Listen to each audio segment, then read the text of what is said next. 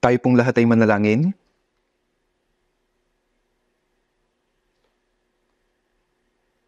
Banal at mahabagin naming Diyos Ama, na sa amin ay nagmamahal.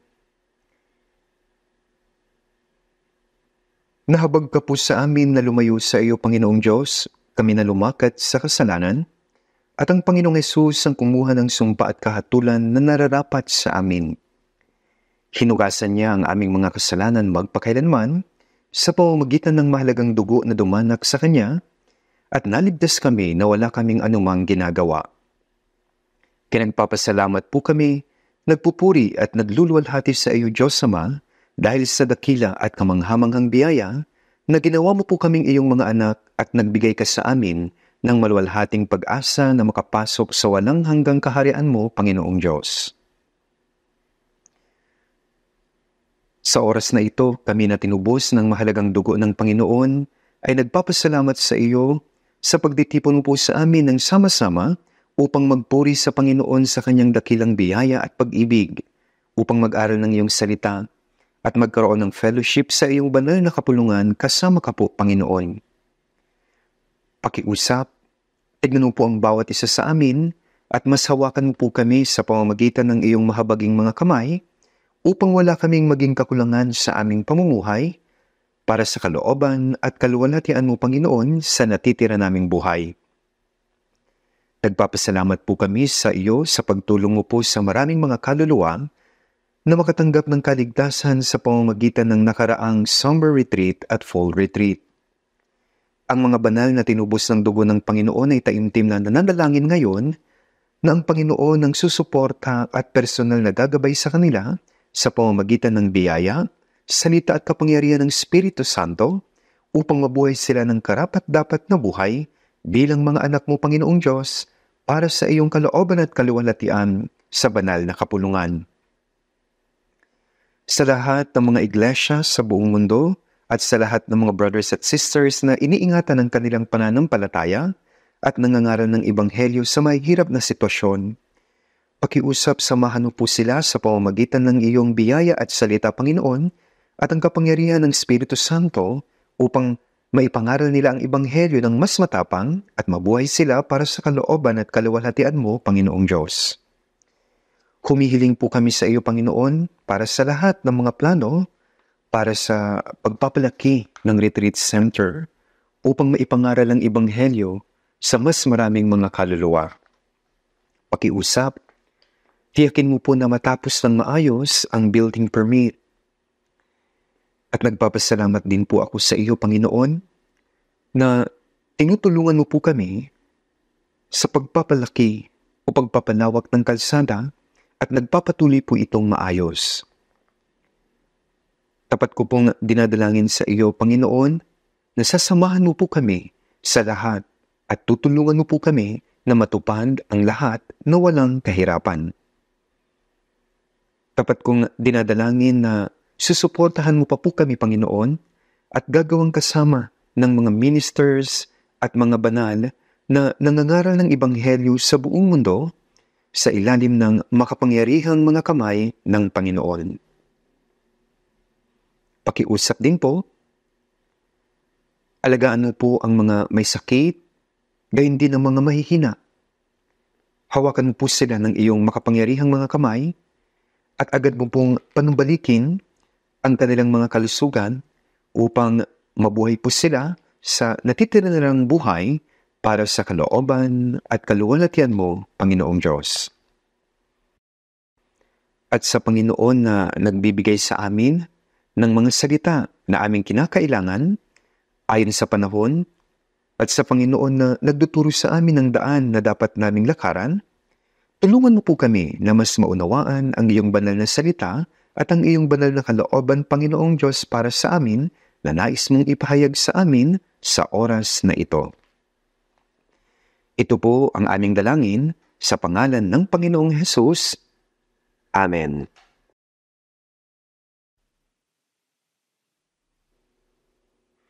Buksan po natin ang ating mga Biblia, Mateo chapter 22.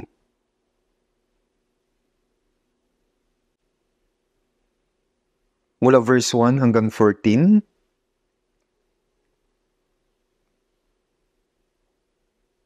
Mateo chapter 22. Babasahin ko po. Mula verse 1.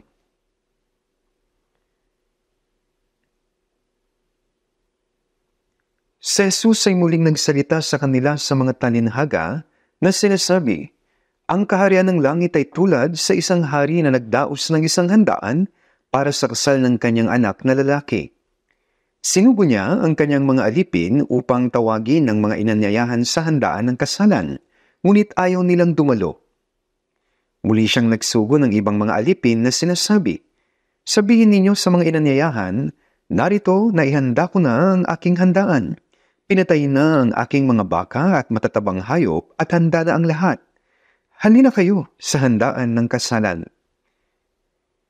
Ngunit hindi nila ito pinansin at sila'y kumayo. Ang isa'y sa kanyang sariling bukid, ang isa'y sa kanyang pangangalakal. Hinuli naman ng iba ang kanyang mga alipin at ginawa ng masama at pinagpapatay. Kaya't nagalit ang hari. Sinugo niya ang kanyang mga hukbo, pinuksa ang mga mamamatay taong iyon at sinunog ang kanilang lungsod. Pagkatapos, sinabi niya sa kanyang mga alipin, 'Handa na ang kasalan ngunit hindi karapat-dapat ang mga inanyayahan. Kaya pumunta kayo sa mga pangunahing lansangan at anyayahan ninyo sa handaan ng kasalan ang sinumang makita ninyo.' Lumabas sa mga aliping iyon sa mga lansangan at tinipon nila ang bawat matagpuan nila, masama man o mabuti, kaya't napuno ng mga panauhin ang kasalan. Ngunit nang pumasok ang hari upang tignan ng mga panauhin, may nakita siya roong isang tao na hindi nakadamit pangkasal. Sinabi niya sa kanya, 'Kaibigan, paano ka nakapasok dito na hindi nakadamit pangkasal?' Ngunit hindi siya nakapagsalita. Kaya't sinabi ng hari sa mga lingkod, 'Dapusin ninyo ang mga paa at mga kamay niya at itapin niyo siya sa kadiliman sa labas. Doon ay ang pagtangis at ang pagnangalit ng mga ngipin, sapagat marami ang tinawag, ngunit kakaunti ang pinili.'"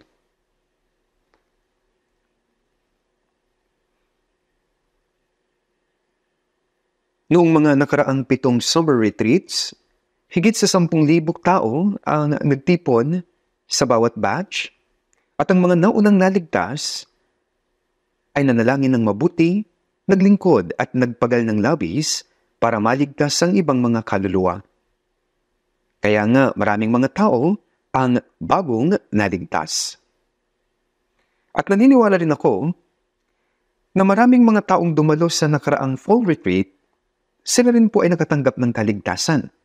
Kaya gusto kong malaman o maaring gusto niyong malaman ng tungkol sa fall retreat, nasa 6,953 po ang dumalo. At ang bilang ng mga bago o baguhan na dumalo, ito po ay nasa 1,376. At noong nakaraang full retreat, nasa 240 tao ang nabautismuhan. At noong full retreat po, ang offering ay nasa halagang 66,803,210 won o ang estimate ay nasa 66 million won. Kaya labis po akong nagpapasalamat dahil po sa average, kung susumahin, bawat tao ay nag-offering ng nasa 10,000 won. Kaya nagpapasalamat po ako para dito. Ang disenyo ng gusali ng bagong retreat center na para sa lodging ay kumpleto na at kasalukuyan po tayong nasa proseso ng pagkuha ng building permit. Sa tingin ko po, magiging maayos ito. Ngayon, parang ang lugar ng bagong gusali na itatayo ay napakalaki.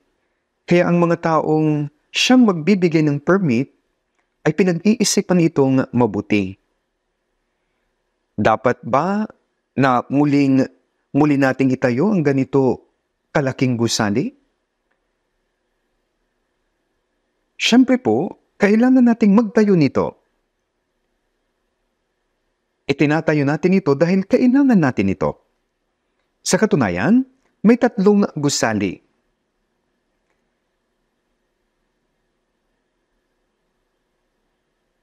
Ang building area nito ay nasa 23,100 square meters at may 820 na mga kwarto. Gayunpaman, may napakaraming kwarto gaya ng sa kasalukuyan. At sa tingin ko, magkakaroon ng sapat na mga kwarto sa oras na matapos na ang mga ito. Pero sa ngayon, may malaking kakulungan sa mga kwarto. At ang kalsadang pasukan ay makitid.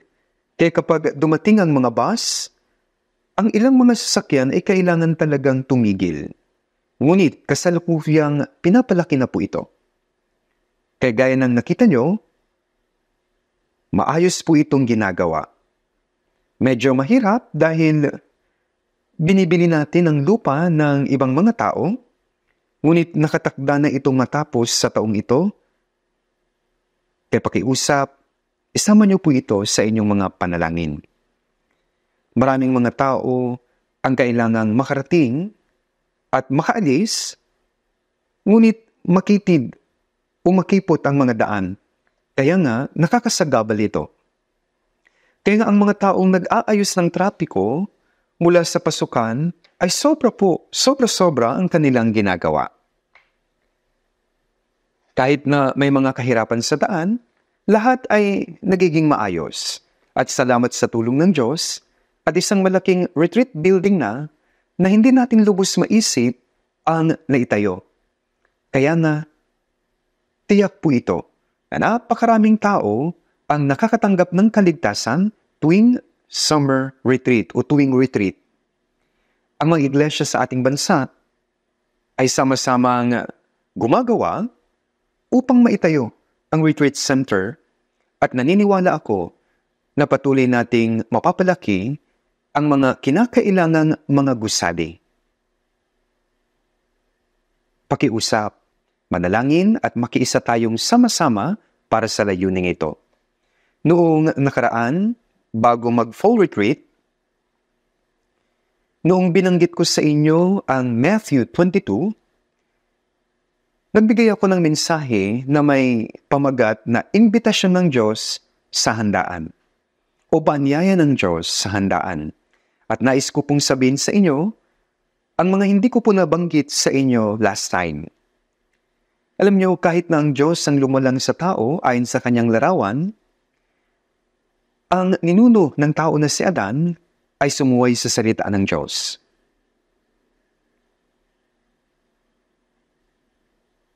At ang lahat ng mga tao mula kay Adan ay nahulog sa kasalanan.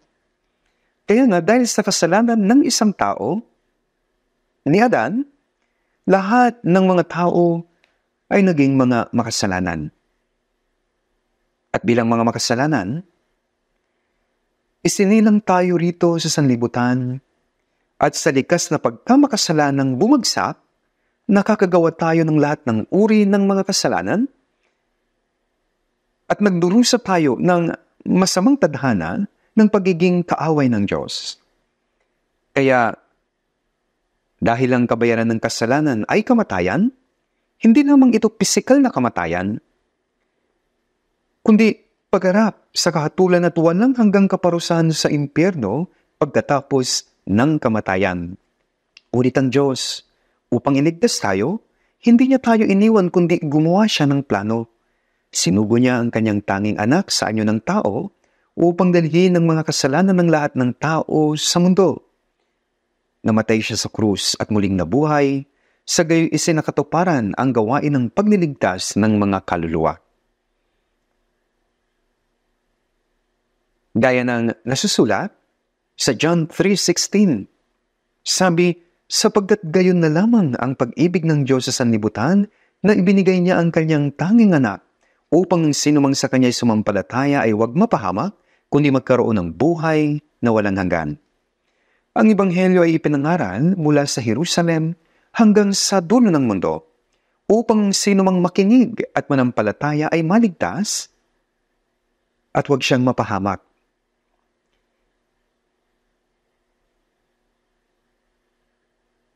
Ibig sabihin, ang mga hindi tumanggap ng buhay na walang hanggan ay papahamak. Kaya nga ang Ebanghelyo ay pinapangaral sa buong mundo, gaya ng paanyaya ng Diyos sa mga makasalanan mula sa buong mundo. Kaya nga dito, ang kaharian ng langit ay tulad sa isang hari na nagdaos ng isang handaan para sa kasal ng kanyang anak na lalaki. Ang seremonya ng kasal ay isang masayang handaan. Ang babaeng ikakasal at lalaking ikakasal ay labis na nasisiyahan at maraming pagkain, nag-aawitan at maraming pagsasaya. Kaya ang pagliligtas ng mga kaluluwa ay isang espesyal na handaan. Sa Ecclesiastes, sabi doon, ang tinapay ay ginagawa sa paghalakhak at ang alak ay nagpapasaya sa buhay at ang salapi ay sumasagot sa lahat ng mga bagay. Sa John chapter 2, binanggit doon na isang kasalan ay pinuntahan ng Panginoong Hesus. Naubusan sila roon ng alak na medyo kahiyahiyang bagay. Natapos ang kasayahan dahil naubusan ng alak. At sa sandaling iyon, nag-utos ang Panginoong Hesus sa mga lingkod na punuin ng tubig ang 6 na malalaking tapayang bato at himalang ginawa niyang alak ang tubig na iyon, kaya nagbigay ito ng kasiyahan sa mga tao.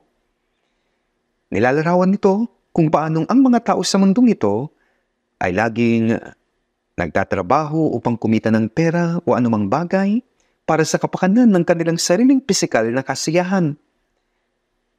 Subalit, gaya ng sa kasalan na naubusan ng alak, tayong mga tao ay hindi talaga nagkakaroon ng tunay na kagalakan. Kasabi sa Kawikaan 14 verse 13, maging sa pagtawa ang puso ay mapanglaw at ang wakas ng kasayahan ay kalungkutan. Gaya ng kasabihan na maraming pagtawa ngunit nagtatago sa likod ang kalungkutan, madaling natatapos ang kasiyahan ng tao. Sa mundong ito, kung saan may kalungkutan kahit sa dulo ng kasiyahan, isinilang ang mga tao sa kasalanan at nabubuhay sa gitna ng kasalanan, dumaranas ng kahirapan, agdurusa, at napakaraming kalungkutan sa buong buhay. Isinilang tayong umiiyak, nabubuhay habang umiiyak at kalaunan. Lilisanin ang mundong ito ng may umiiyak. Sa ganitong mundo, walang tunay at magtatagal na kagalakan. Ngunit kapag binanggit ang alak na ginawa ni Jesus, sumisimbolo ito sa nabibigyan niya ng tunay na kagalakan at pag-asa ng walang hanggang langit ang ating mga kaluluwa sa pamamagitan ng kaligtasan. At dito sa Matthew 22, ang handaan ay nakahanda na. At ang mga tao ay inimbitahan. Sinugo ng hari ang mga lingkod upang imbitahan ang mga unang tinawag at patuloy na sinusugo niya sila. Pero ayaw pumunta ng mga tao sa handahan. Ayaw nilang pumunta sa handaang inihanda ng hari. Walang pumapansin sa kanila. Nagtungo ang isang inimbitahan sa bukid. Ang isa ay pumunta naman sa kanyang pangangalakan. At lahat sila ay tinanggihan ng imbitasyon o paanyaya ng hari. Medyo talagang magulo ang kwentong ito, tama po? At bukod dito, noong muli siyang nagsugo, hinuli naman ng iba ang kanyang mga alipin at ginawa ng masama at pinagpapatay. Talagang di maintindihan at nakakatakot ito kasi naghanda ang hari ng handaan ng kasalan at inanyayaan ng lahat na magpunta. Ngunit hindi lang sila tumangging pumunta kundi umabot pa sila sa paggawa ng masama at pagpatay sa mga lingkod na sinugo ng hari. Bilang resulta, ang hari sa kanyang galit ay nagpadala ng hukbo upang tuksain ang mga mamatay tao at sunugin ang kanilang lungsod. Kaya ano po ang ibig sabihin nito? Ang lumang tipan ay tinatawag na lumang pangako dahil naglalaman ito ng pangako ng pagpapadala sa Kristo upang magligtas ng mga kaluluwa ng sangkatauhan. Iyon ang tungkol sa lumang tipan. At upang matupad ang pangakong ito, malawak nitong ipinaliwanag kung paano pipili ang Diyos ng isang partikular na bansa sa gitna ng buong mundo at isusugo ang Kristo para sa layuning ito.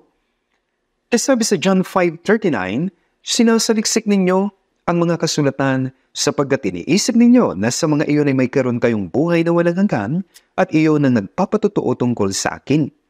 Nang mga panahong iyon, ang kasulatan ay tumutukoy sa lumang tipan dahil hindi pa naisusulat ang bagong tipan. Ang layunin ng lahat ng kasulatan, luma o bagong tipan, ay upang tulungan tayo na maunawaan ng biyaya na nakapaloob doon at matanggap ang buhay na walang hanggan. Binibigyan din nito na iyon ang nagpapatotoo tungkol sa akin. Kaya mula Genesis hanggang Revelation, ang pinakamahalaga at sentrong katotohanan ay ang pagtuturo ng katotohanan ng pagkakaroon ng buhay na walang hanggan sa pamamagitan ng Panginoong Hesukristo. Ngunit sinabi ni Jesus sa kanila sa John 5:40, "Subalit ayaw ninyong lumapit sa akin upang kayo magkaroon ng buhay." Sa kabila ng mga pangako ng Diyos sa pamamagitan ng mga kasulatan at ang pagsugo kay Kristo sa bayan ng Israel, hindi nila tinanggap ang biyaya ng Diyos. Tinanggihan nila ang biyaya ni Kristo. Ipinako ang Mesiyas na sinugo ng Diyos. Pinatay nila, inusig at pinalayas sa mga alagad na nangangaral ng Ebanghelyo. Ito ang mga ginawa ng bayan ng Israel. Kaya pag sinasabi na sinugo niya ang kanyang mga hukbo, pinuksa ang mga mamamatay taong iyon at sinunog ang kanilang lungsod, sa oras na iyon, hindi nito tinutukoy ang mga lingkod kundi ang isang aktwal na hukbo. Noong taong 33 AD, namatay ang Panginoong Hesus. At sa taong 70 AD, si General Titus ng hukbong Romano ang namuno sa pagsalakay, sa pagsunog sa lungsod ng Jerusalem at walang awang pagpatay sa 1.1 milyon na mga Hudyo. Pag-isipan po natin, 1.1 milyong katao noong 70 AD ang namatay.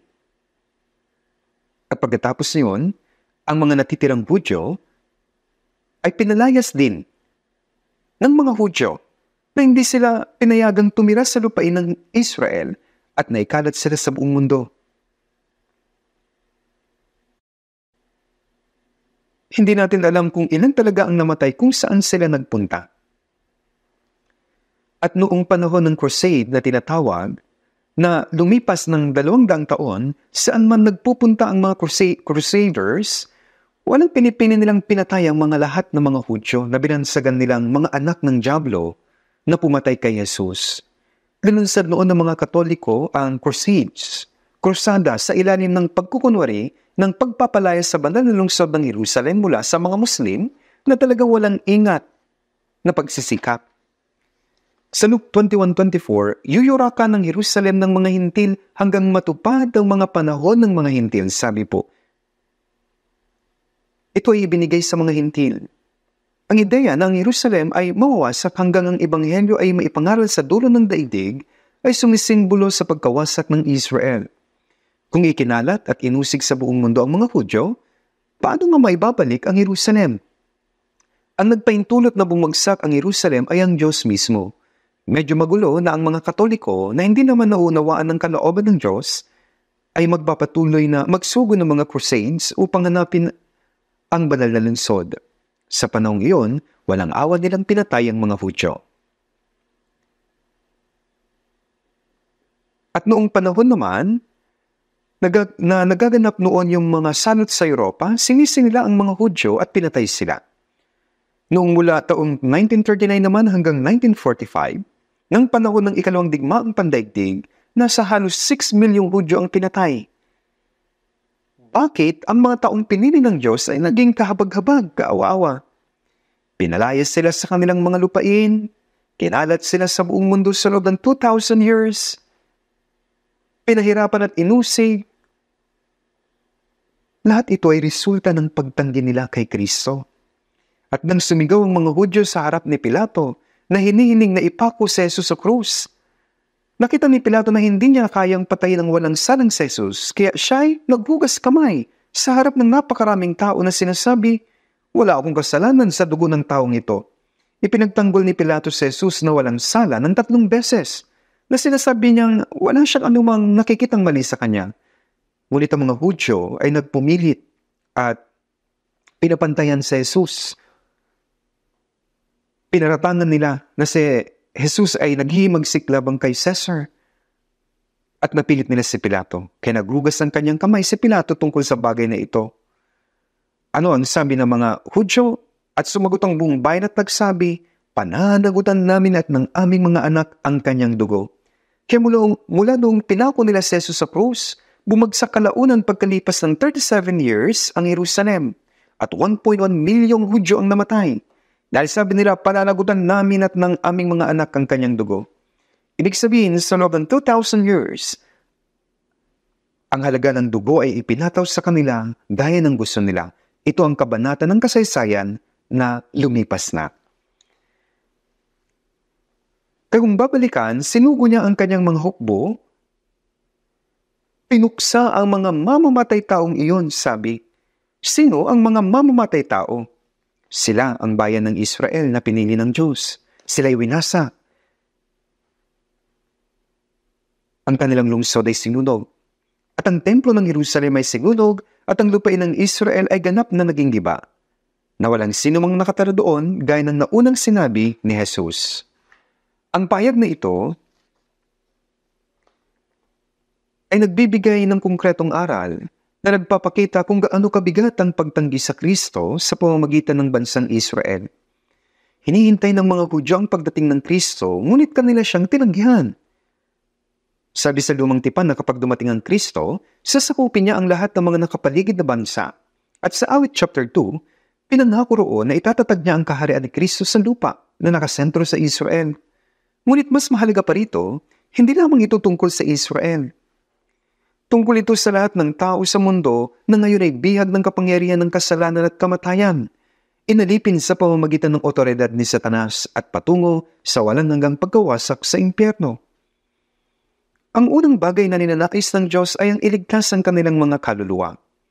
Hindi niya nais na lumikha ng masaganang bayan na nakasentro sa Israel, kundi ang tuparin ng kanyang pangako sa pamamagitan ng pagliligtas sa mga kaluluwa at ihanda ang mga tao sa pagpasok sa walang hanggang langit. Pagkatapos niyon, ang Ebanghelyo ay ipapalaganap sa buong mundo. Gayunpaman, ikinalat ang mga Israelita sa iba't ibang bahagi ng mundo at nawasak hanggang ang Ebanghelyo ay maipalaganap. Ipinangako niya ang panunumbalik ng Israel matapos na maipalaganap ang Ebanghelyo sa buong mundo. Kinagdusa ang mga Israelita sa pananakop sa loob ng 600 years, niyurakan sa pamamagitan ng Babylonia, Persia, Roma at iba pang mga makapangyarihan, kaya ang kanilang kahilingan ay ang kalayaan ng Israel. At nang maghari ang Roma sa mundo na ang kapangyarihan ay nakasentro noon sa Israel, hinintay nilang dumating ang Mesiyas na maghahari sa Roma at gagawing bansang malaya ang Israel. Ang Mesiyas na lulutas sa pambansa, pisikal at tunay nilang mga problema. Bagang mayroong ganitong pangako mula sa Diyos, lubos silang nagkamali tungkol dito. Upang maligtas sa mga kaluluwa, dapat munang mamatay si Jesus sa krus at mabuhay muli. Sa pamamagitan ng pagkamatay sa krus, tinubos ni Jesus ang mga kasalanan ng tao, binali ang kapangyarihan ng kamatayan at muli siyang nabuhay. Sino mang manampalataya sa biyaya ng Diyos ay makakatanggap ng kapatawaran ng mga kasalanan, ng panibagong buhay, magiging matuwid at magiging isang taong papasok sa langit. Hindi nila alam ang plano ng Diyos sa pagliligtas sa mga kaluluwa. Inaasahan lamang nila ang mga pisikal at makamundong problema. Pagkalutas ng problema nila, kaya bagaman si Jesus ay naihayag sa pamamagitan ng maraming mga himala na siya ang Kristo at naparito siya upang magligtas ng kaluluwa, hindi nila ito naunawaan. Hindi siya ang Mesiyas na hinihintay natin, sabi nila. Anong mga himala ang kayang gawin ng taong yan? Marahil, nagagawa niya ito, sabi nila, sa kapangyarihan ng dyablo. Kung gayon, anong gagawin natin? Sabi nila, dapat nating patayin. Natakot sila sapagkat napakaraming tao ang sumusunod na noon kay Jesus na parang ulap. Ang taong nagngangalang Jesus ay hindi kailanman nagsalita tungkol sa usapin ng politika o tungkol sa bagsakop sa Roma at gawin silang malayang bansa. Nang makita nilang maraming taong sumusunod kay Jesus, marahil ay lalo pa silang guguluhin ng Roma kasi sabi nila, dahil kay Jesus, hindi natin makamit ang pagiging malaya at ang bayan ay wasak na. Kaya dapat patayin natin si Jesus. Ito ang dahilan sa pagtanggi kay Kristo. Ito po ay nakakamangha. At maraming mga Hudyo hanggang ngayon, ang hindi pa rin nakakaalam na si Jesus na ipinako sa krus at pinatay ng kanilang mga ninuno ang tunay na Mesiyas. Naniniwala sila sa Panginoong Diyos, ngunit hindi sila naniniwala kay Kristo, kay Jesus bilang Kristo. Hanggang ngayon naghihintay pa rin sila sa Mesiyas na darating bilang hari. At ang Ebanghelyo ni Kristo, na siyang tinanggihan ng mga Israelita na bayang pinili ng Diyos, ay inadis sa mga Hudyo ang biyaya ng kaligtasan na nakamit sa pamamagitan ng kamatayan ni Kristo sa krus at muling pagkabuhay at ipinahintulot ng Ebanghelyo ay maipalaganap sa buong mundo, mula sa Jerusalem hanggang sa kaduluduluang bahagi ng mundo sa loob ng 2,000 years.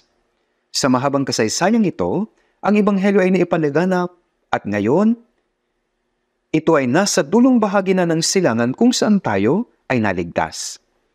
Naipalaganap na ngayon ang Ebanghelyo sa buong mundo at ang Biblia mayroon na pong salin na nasa 3,600 sa iba't ibang dialekto at tayo ngayon ay nasa Golden Age of Christianity. Siyempre, marami pa ring mga Muslim at ibang mga relihiyon, ngunit ang Kristyanismo ang may pinakamaraming denominasyon sa buong mundo na may dangdang uri. Nananampalataya ang mga tao sa Diyos, ngunit naniniwala sila sa mga denominasyon. Isa pa rito, maraming mga relihiyosong tao, mga pastor, mga ebanghelista na nangangaral ng salita ng Diyos. Magaganda ang mga simbahan, maganda at kumpleto ang paraan ng kanilang pagsamba. Kaya ito nga ang golden age ng Kristyanismo. Gayunpaman, napakakaunti talaga ang mga taong ligtas. Kasi sinabi ni Jesus sa Matthew 7:21, sabi niya, "Hindi lahat ng nagsasabi sa akin, Panginoon, Panginoon, ay papasok sa kaharian ng langit, kundi ang gumaganap ng kalooban ng aking Ama na nasa langit." Ngunit silang mga nagsasabi ng Panginoon, Panginoon, sila ang mga taong nananampalataya raw. Sila ang mga taong sumasama sa mga maagang prayer meeting sa church, palaging dumadalo sa Sunday service o maawit ng papuri, magaling manalangin at masipag na nabubuhay sa relihiyosong buhay. Subalit sabi ni Jesus, hindi lahat ng nagsasabi, kundi yung gumagawa ng kalooban, gumaganap ng kalooban ng aking Ama na nasa langit. Ano ang kalooban ng Ama? John 6:40, sapagkat ito ang kalooban ng aking Ama, na ang bawat nakakakita sa anak at sa kanya sumasampalataya ay magkaroon ng buhay na walang hanggan. Ang kalooban ng Diyos ay maunawaan natin ang biyaya ng Diyos sa pamamagitan ni Jesucristo, sampalatayanan ito at maligtas. Kasi Matthew 18:14, kaya't hindi kalooban ng inyong Ama na nasa langit ng isa sa maliliit na ito ay mapahamak. Hindi kalooban ng Diyos sa sinumang tao na makasalanan ay mapahamak. Kalooban ng Diyos na ang lahat ay maligtas. Sa 1 Timothy 2:4 na nagnanais na ang lahat ng tao ay maligtas at makarating sa pagkakilala ng katotohanan. Hindi lamang niya nais na ang lahat ng tao ay maligtas, kundi sa Titus 2:11, sapagkat nagpakita ang biyaya ng Diyos na nagdadala ng kaligtasan sa lahat ng tao. Ang Diyos na siyang nagnanais na ang lahat ay maligtas, hindi lamang niya ibinigay ang salita, kundi binigay niya maging ang biyaya upang maligtas. Ang Ebanghelyo ng kaligtasan ay naipaliganap na sa buong mundo. Ang Biblia ay sinalin na sa lahat ng posibleng lingwahe upang ang sinong may paningin at pandinig ay marinig at maunawaan ang salita. Naisalin na ito sa mahigit 3,600 na mga languages. Sa Matthew 24:14, sabi, at ang magandang balitang ito ng kaharian ay pahayag sa buong daigdig bilang patutuo sa lahat ng mga bansa at pagkatapos ay darating ang wakas. Ito ay pinatutuhanan sa lahat ng mga bansa at ipinangaral sa buong mundo. Pagkatapos, ang lahat ng mga tao na pupunta sa langit ay ihahanda at ang paghuhukom sa mga hindi sumampalataya hanggang sa huli ay napagpasyahan na. Kaya anong laking pagpapala para sa atin na tayo ay naligtas sa mga huling panahon. Gayunpaman, upang maipakita kung gaano kalaki ang kasalanan ng mga Israelita sa pagtanggi nila kay Kristo, ang mga Israelita ay ang bayang pinili ng Diyos, ngunit iniwan ng Diyos ang bayang ito. Sa loob ng 2,000 years, walang ibang bayan sa mundong ito ang mas mayroong miserableng kasaysayan kaysa sa mga Hudyo. Ang mga Hudyo ay pinagpapatay na hindi na pinipili ng walang dahilan basta pinagpapatay. Ito ang kasalanan ng pagtanggi nila kay Kristo. Ngunit hindi nila ito alam. Sa mga Hudyo na nasa Israel ngayon, marami ang nagsasabi, hindi ako naniniwala sa Diyos. Sabi nila, sa palagay ko walang Diyos. Ganito ang sinasabi ng mga Hudyo na siyang bayang pinili ng Diyos. At ang lugar kung saan marami ang bilang ng mga homosexual sa buong mundo ay nasa Tel Aviv. Isa itong malaking syudad sa bahagi ng Mediterranean Israel. Naipahayag na ito. Hindi ba kakaiba ito? Maraming mga Hudyo na may masamang pag-isip. Sinasabi nila, walang Diyos, walang Diyos. Ang dahilan ay, sabi nila, kung may Diyos, hahayaan ba niyang maikalat ang mga Hudyo sa buong mundo at patayin sila? At mamatay ang 6 million na mga katao sa mga concentration camps sa Europa noong World War II? Bagaman nanalangin sila, hindi nakinig ang Diyos at hinayaan silang mamatay, kaya walang Diyos, sabi nila. Hindi pa rin nila alam na ang kanilang mga ninuno kasi ay pinarusahan dahil sa kanilang kasalanan sa pagtanggi kay Kristo. Kaya hindi sila nagsisisi. Bagaman sumasampalataya sila sa Panginoong Diyos, hindi sila naniniwala kay Kristo. Inuusig pa rin ng mga Hudyo ang mga mananampalataya kay Jesus sa lupain ng Israel. Sa mga Hudyo, may ilang mga nananampalataya kay Jesus. Sa third time kong pagpunta sa Israel, nagtungo ako ron upang magbahagi ng Ebanghelyo sa mga Hudyo. Sa mga Hudyo po, marami ang naniniwala kay Jesus. Ang mga Hudyo na naniniwala sa Judaismo ay higit na inuusig silang mga naniniwala kay Jesus. Naniniwala lamang kasi sila sa lumang tipan at tinatawag nila na maling pananampalataya ang bagong tipan. Sinasabi nila na ang mga sumasampalataya kay Jesus ay may maling pananampalataya. Sinasabi nila na si Jesus ang pinuno ng maling pananampalataya. At si Pablo raw ay pinuno rin ng maling pananampalataya. Gayunpaman, hindi ipinanumbalik ng Diyos ang Israel dahil nagsisi sila. Bagaman ang Israel ay may masamang pag-iisip, sinasabi nilang walang Diyos at nawasak dahil sa kasalanan, ipinanumbalik ng Diyos ang Israel upang ipakita sa kanila na hindi siya patay. Ang Diyos ang siyang gumawa ng pagkawasak at sa Ezekiel 39, ikinalat niya ang mga Israelita sa buong mundo at sa huli, ibabalik niya sila sa kanilang sariling lupain.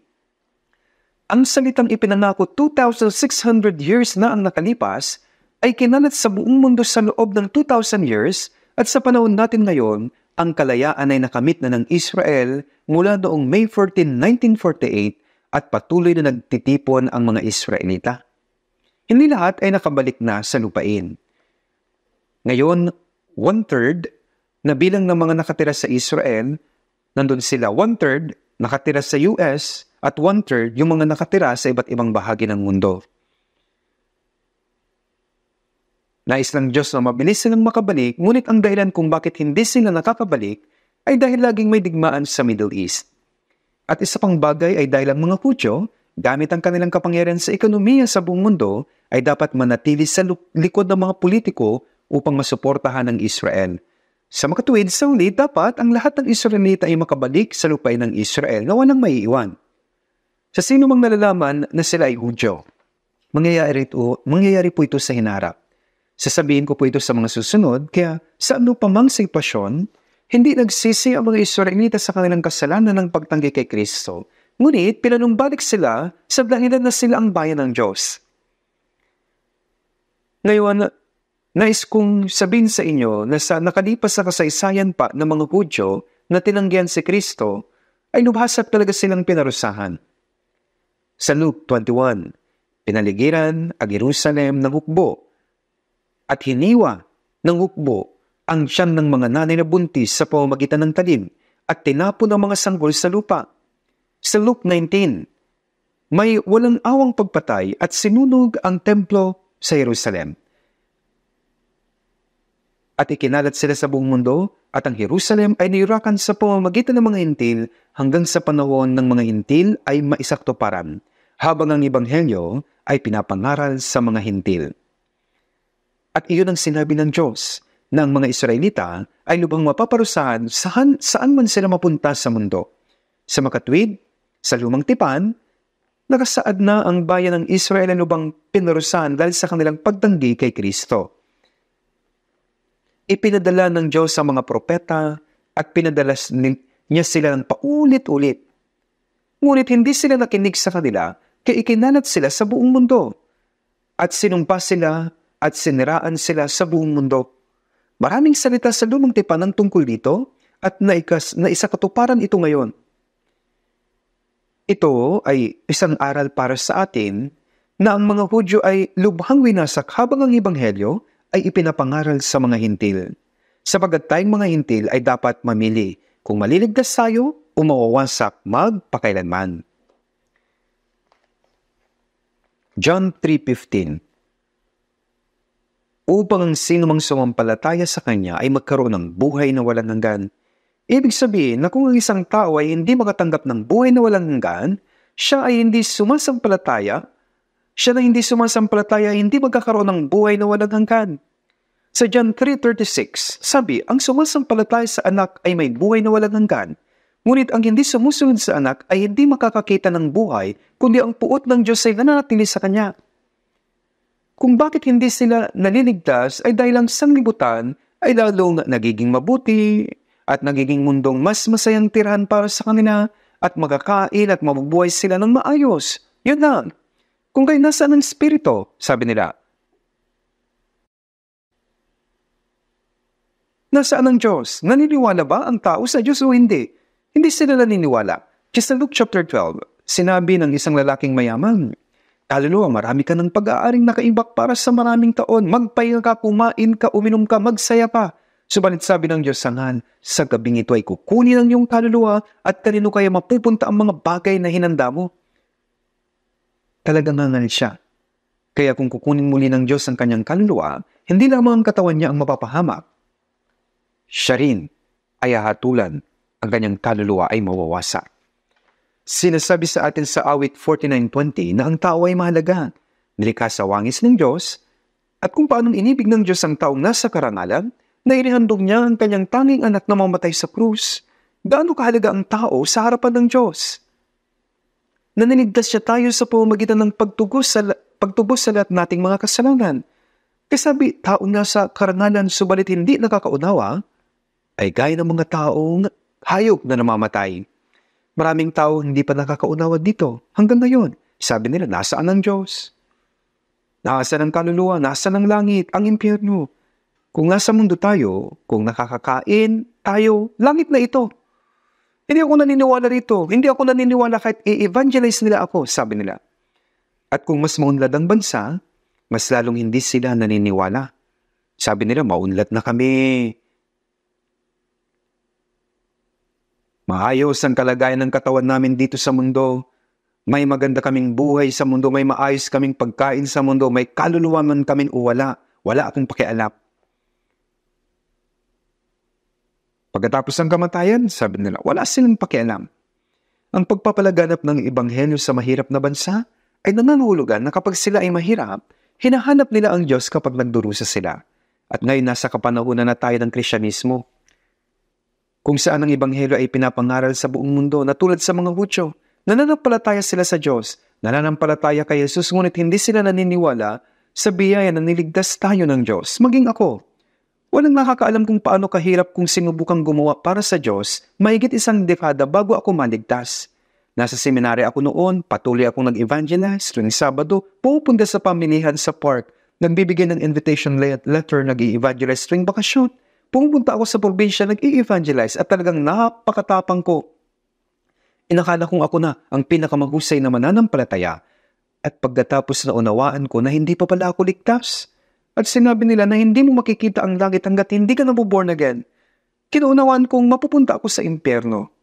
Hindi ko ito masabi kanino man at nag-alala ako. Subalit, naunawaan ko ang biyaya ng Diyos noong October 30, 1962. Mga bandang alas 8 ng gabi, sigurado po, 61 years na nakalipas mula nang maligtas ako at nangangaral ng walang hinto.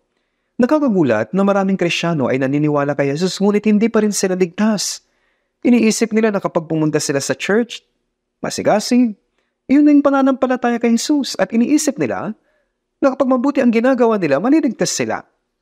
Ang kaligtasan, ang biyaya ay hindi po ganito. Hindi sila maliligtas sa pamamagitan ng kasipagan, kasigasigan, pagsisikap, kagalingan, sa pamamagitan ng mabubuting gawa, sa pamamagitan ng offering, paggawa sa Diyos. Mabuti ang mga bagay na ito, ngunit wala itong kabuluhan sa kaligtasan. Kung alam natin at hindi sinampalatayanan ng biyaya ng tanging anak ng Diyos na namatay sa krus at nagdanak ng kanyang dugo upang patawarin ang mga kasalanan minsan magpakailanman, kung di ka dito sa sampalataya, di ka maliligtas. Pinadala ng Diyos sa mga sundalong Romano laban sa mga Hudyo na tinanggihan si Kristo hindi lamang upang lipulin sila, kundi upang ikalat sila sa buong mundo sa loob ng 2,000 years at patayin sila ng walang awa. Sa pamamagitan nito, pinakita niya sa atin na tunay na aral na kung gaano kabigat ang kasalanan pagtanggi kay Jesus. Sa Luke 23:31, sapagkat kung ginagawa nila ang mga bagay na ito kapag ang punong kahoy ay sariwa, anong mangyayari kapag ito ay tuyo? Kung susunugin ng Diyos ang sariwang punong kahoy, mabilis itong masusunog. Gaano pa kaya kadaling masunog ang tuyo? Anong ibig sabihin nito? Kawikan 11:28, siyang nagtitiwala sa kanyang mga kayamanan ay mabubuwal, ngunit ang matuwid ay mamumukadkad na parang dahong luntian. Kumpara sa mga Hintil, ang mga Israelita ang bayang pinili na tumupad sa pautusan, nanampalataya sa Diyos, tumupad sa Sabat. Kumpara sa mga Hintil, sila ay matuwid. Ngunit kung ang mismong bayan ng Diyos ay lubhang nawasak nang tanggihan nila si Kristo, gaano kaya ang kahatulan sa mga Hintil? Ang mga taong hindi naniniwala kay Jesus ay hindi alam na mayroong kaluluwa, na may Diyos, na may langit at lupa matapos ang kamatayan. At hindi nila alam na nabubuhay lamang sila para sa pisikal na katawan na mamamatay rin naman balang araw. At ang mga tao na naniniwala kay Jesus naman na pumupunta sa church, nananalangin mabuti, ngunit iniisip nila na mapupunta sila sa langit sa pamamagitan ng sariling pagsisikap. Iyan din ay panlilin lang ng dyablo. Opo, mayroong Diyos, sabi nila, naniniwala rin dito ang mga Hudyo. Kung titignan nyo, James 2:19, sumasampalataya ka na ang Diyos ay iisa, mabuti ang iyong ginagawa. Ang mga demonyo man ay sumasampalataya at nanginginig pa. Ang mga demonyo ay sumasampalataya rin sa Diyos. Naniniwala sila na pupunta sila sa impyerno. Ang mga Hudyo ay sumasampalataya rin sa Diyos, ngunit tinanggihan nila si Kristo. Alam niyo ba kung ano ang sinasabi ng demonyo sa mga Kristiyano naman ngayon? Sabi niya, oo, may Diyos at namatay si Jesus para sa iyo. Lahat ng taong nasa church, alam na namatay si Jesus sa krus. Namatay siya para sa iyong mga kasalanan, ngunit, sabi nila, kaunting kasalanan mo lang ang binayaran niya. Alam mo ba yun? Yan ang sabi ng dyablo sa kanila. Kaunti lang ang binayaran niya. Maliligtas ba sila ng kaunti lang ang binayaran? Kung tatanungin natin ang mga mananampalataya ni Jesus, sumasampalataya ka ba na napatawad ni Jesus ang ating mga kasalanan? Sasabi nila, oo, sumasampalataya ako. Namatay siya sa krus upang maalis sa mga kasalanan natin. Hanggang saan ang pinatawad niya? Sunod na tanong, pinatawad niya ang ating mga kasalanan na gawa na. Paano naman ang mga kasalanan gagawin pa lang? Sabi nila, hindi pa niya napapatawad iyon. Kaya ang dapat natin gawin? Dapat tayong umiyak, sabi nila, humingi ng tawad sa ating mga kasalanan. Paano? Humihingi ba ng pera sa Jesus kapalit ng pagpapatawad ng ating mga kasalanan? Kasi 2 Corinthians 11, iyon ay ibang ebanghelyo, ibang Jesus. Ang ebanghelyo ay ang ebanghelyo, ngunit iyon ay ibang ebanghelyo dahil nahaluan na ng ibang bagay. Hinaluan ng kautusan at gawa ng tao. Sinasabi nila, sumasampalataya tayo kay Jesus, pero dapat idagdag natin ang mga gawa sa pananampalataya para makapunta tayo sa langit. Malinaw Galatia 1:8, subalit kahit kami o isang anghel mula sa langit ang mangaral sa inyo ng ebanghelyo na iba sa aming ipinangaral sa inyo ay hayaan siyang sumpain. Kundi mayroong ilan na nanggugulo sa inyo na nagnanais balututin ang ebanghelyo ni Kristo, sabi po. Kapag hinaluan ng ibang bagay ang dalisay na ebanghelyo, ito na po yung gawain ng dyablo. Sinasabi niya sa atin ngayon sa pamamagitan ng bansang Israel na may nakakakilabot na pag-uukom mula sa Diyos. Ngayon, tignan natin sa Awit chapter 7. Awit chapter 7.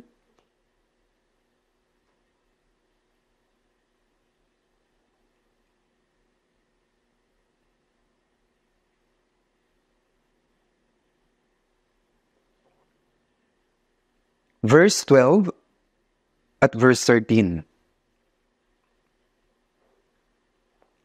Awit chapter 7, verse 12 at 13.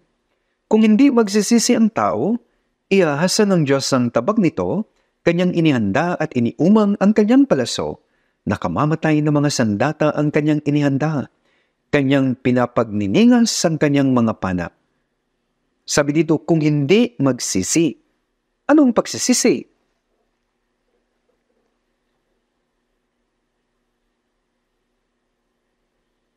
Ito ang pagsisisi na may pagbabago ng buhay. Ito ang pagsisisi at pagbabago ng daan.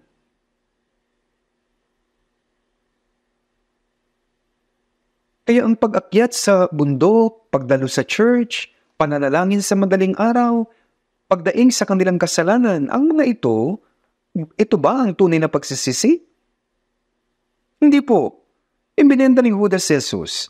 Naunawaan niya na nagkamali siya at binalik niya ang 30 pirasong pilag sa kanila.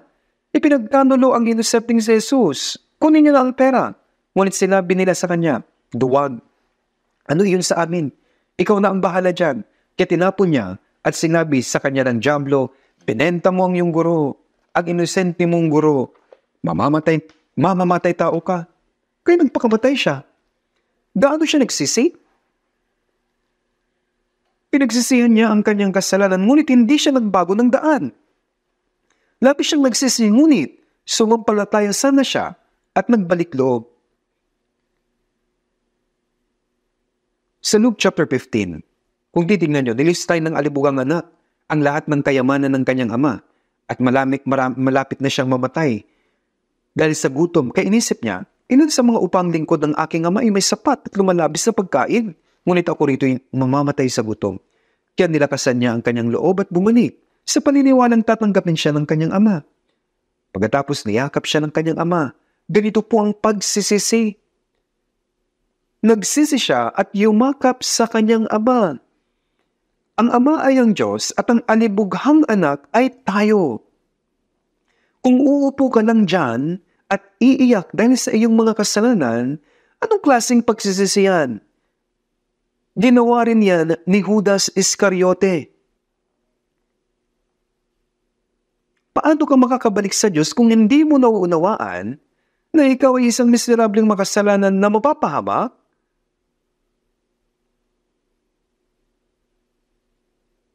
At hindi rin sumasampalataya na pinatawad na ni Jesucristo ang iyong mga kasalanan. Kaya nga sa Isaiah 44:22, aking pinawi na parang ulap ang mga pagsuway mo at ang iyong mga kasalanan na gaya ng ambon, manumbalik ka sa akin sapagkat ikaw ay tinubos ko. Paano siya makakabalik kung hindi pa napatawad ng Panginoon ang ating mga kasalanan? Sinasabi sa iyo ng Panginoon na sumampalataya sapagkat napatawad na niya ang kasalanan mo. Ang pagsampalataya ay ang panunumbalik. Ang pagsampalataya ay ang pagsisisi.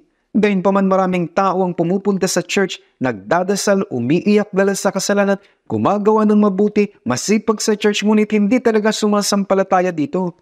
Hindi iyan ang pagsisisi. Hindi iyan yung panunumbalik. Ibig sabihin nito, kapag naunawaan mo at sinampalataya na ng biyaya ng Diyos, ang pagsisisi ay ang pagkaunawa at pagsampalataya sa biyaya ng Diyos. Ang pag-iyak-iyak dahil sa iyong mga kasalanan ba ay pagsisisi? Hindi po. Nangyayari ang pagsisisi kapag naunawaan mo at sinampalataya na ng biyaya. Kung hindi magsasihisi ang tao, sabi, ihahasa ng Diyos ang tabak nito. Hinahasa niya. Ito yung tabak ng paghuhukom. Ihahasa ng Diyos ang tabak nito. May kwento po, may taong pababa ng bundok at inabot na ng dilim. Inisip niya paano ako magpapalipas ng gabi. Ngunit may natanaw siyang maliit na liwanag kaya pinuntahan niya ito at nakita niya ang isang maliit na bahay. Kumatok siya at sinabi, may tao po ba dyan? At may tumbas kaya sinabi niya, naliligaw po ako at napadaan ako dito. Maari po ba akong magpalibas ng gabi dito? Sumagot yung may-ari, halika, pasok ka. Binigyan siya ng pagkain at matutulugan. Nang patulog na siya, ay may narinig siyang ingay sa labas. Kaya suminip siya sa isang siwang sa pintuan at nakita niyang naghahasa ng kutsilyo yung may-ari at sinasabi, mukhang ang sarap niya. Naghahanda na siya para kainin siya. Kinakakatakot po, ano? Naghahasa siya ng kanyang kutsilyo, kaya takot na takot yung tao. Matakot ka na. Hinahasa na ng Diyos ang kanyang tabak. Kapag hindi ka nagsisi, alam niyo po ba ito? Ito ang tabak ng pag-uukom. Bakit? Ang hindi pagsampalataya ay kasalanan ng pagtanggi kay Kristo. Ito ay isang kasalanan ng pagtanggi sa biyaya ng Diyos. Ibig sabihin, walang moral na kasalanan na hindi kayang patawarin.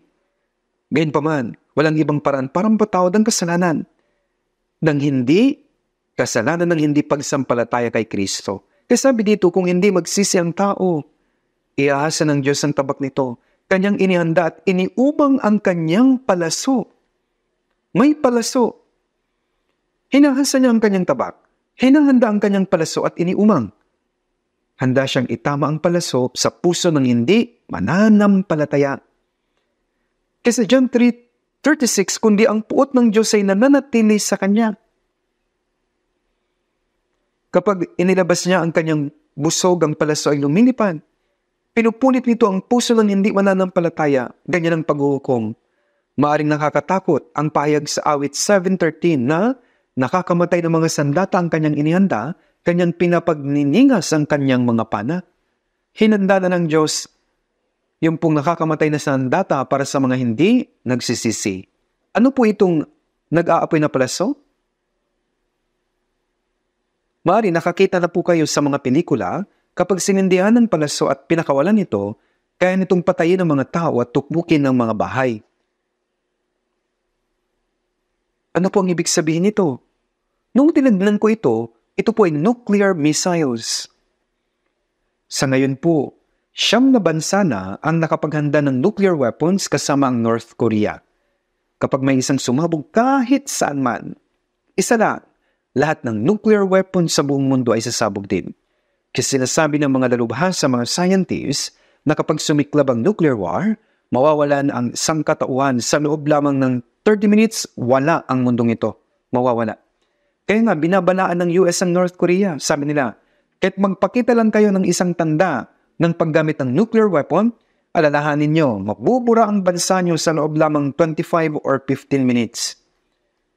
Hindi po yan kasinungalingan, totoo po iyan.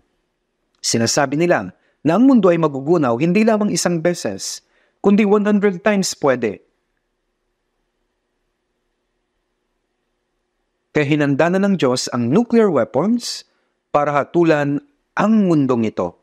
Kaya sa verse 15, sabi sa verse 15, siya'y gumawa ng hukay at pinalalim pang kusa at nahulag sa butas na siya ang may gawa.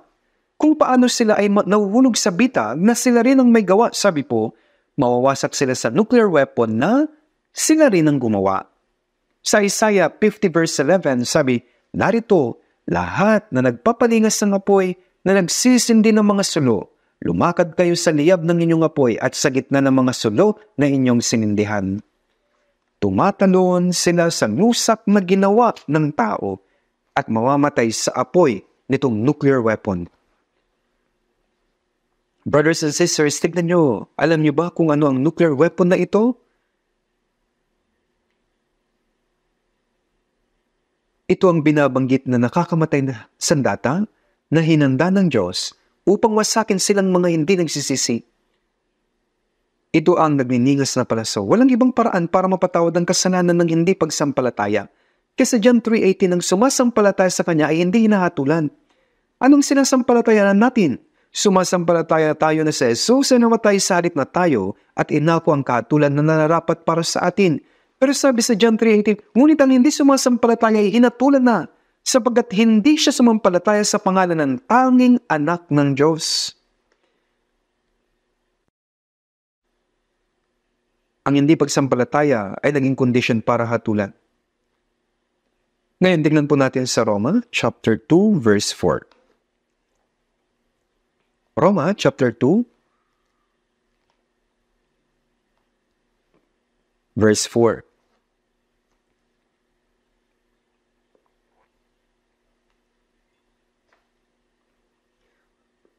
O hinahamnawak mo ang mga kayamanan ng kanyang kabutihan, pagtitiis at pagtsatsaga, na hindi mo nababatid ng kabutihan ng Diyos ang umaakay sa iyo sa pagsisisi. Ito ang habag ng Diyos. Sabi, kanyang kabutihan. Ang kanyang pagtitiis.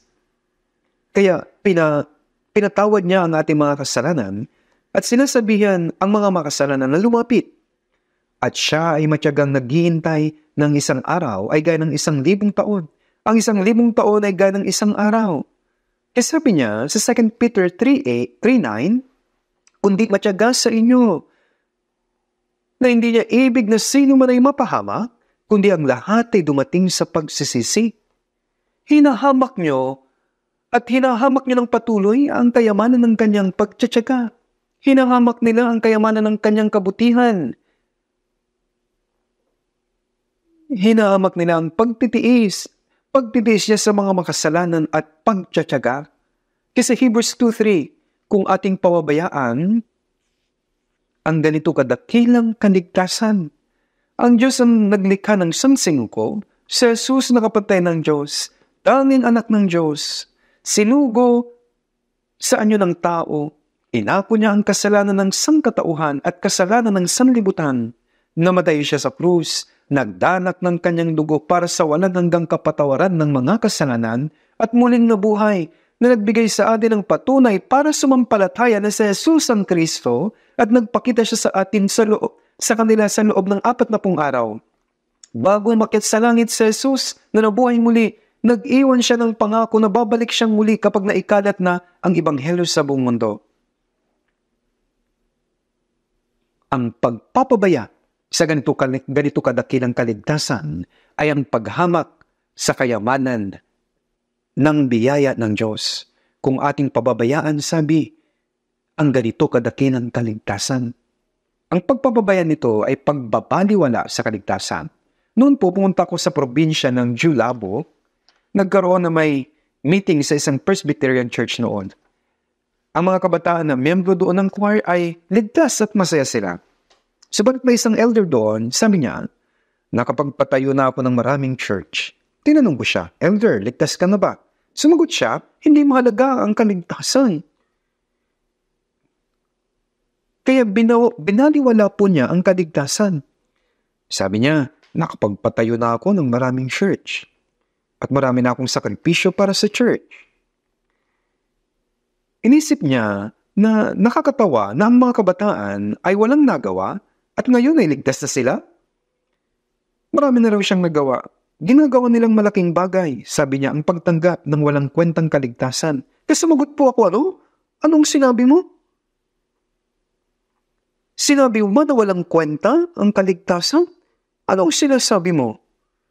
Wala bang halaga sa iyo ang kaligtasan? Yan ang tanong ko. Nung tinanong ko siya, sinabi niya, nagkamali po ako.